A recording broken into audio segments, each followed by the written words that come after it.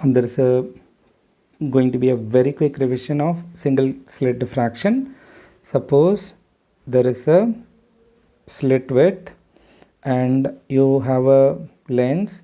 At the focus a source is kept.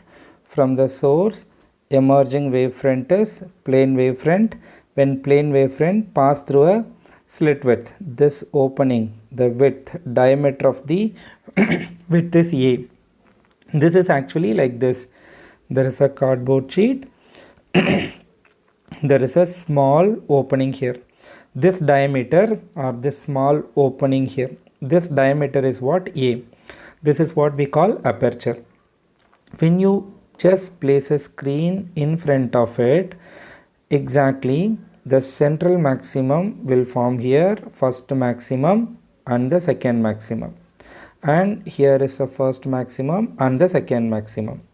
So the possible questions are, the first question is, what is the diameter, width of the central maximum, radius of the central maximum? So the total distance from this minimum to this minimum is equal to width of the central maximum, and from the center to this one end, from this center to this one end is the radius of the central maximum.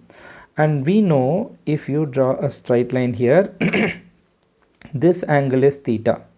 So from the slit to the screen, this distance is actually capital D. So theta small, so let me write tan theta. Tan theta is opposite side. This distance from the center to this point is called the radius, and the adjacent side is D. So tan theta is actually R by D. Because theta is small, because the screen is very far away, this theta is small, theta equal to R by D you can take.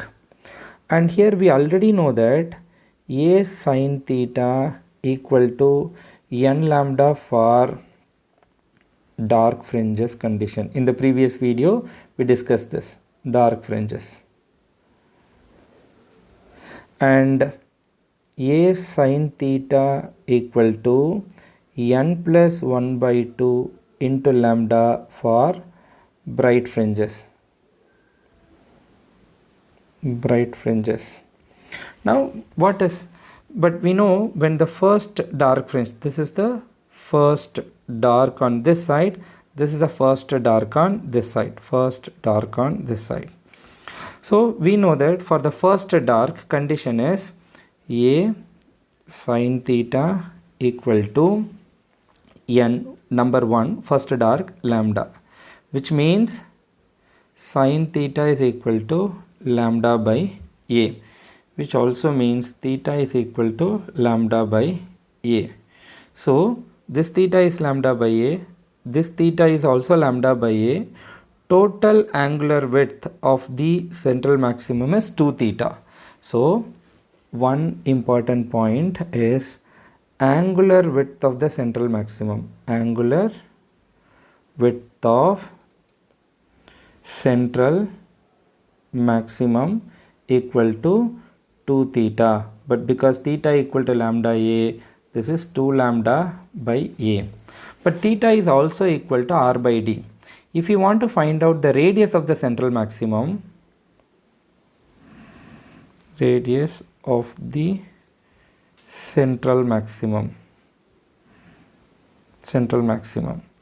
know from this relation theta equal to R by D. So theta equal to R by D.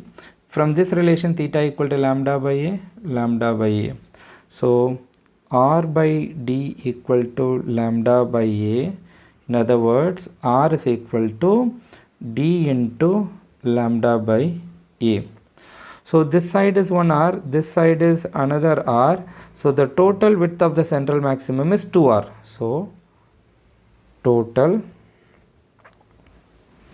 width of central maximum width, or let me call it W, equal to 2R, or 2 times D into lambda by A. This is what the radius of the central maximum, width of the central maximum, angular width of the central maximum, all those things. Based on that, we'll do one or two problems after this video.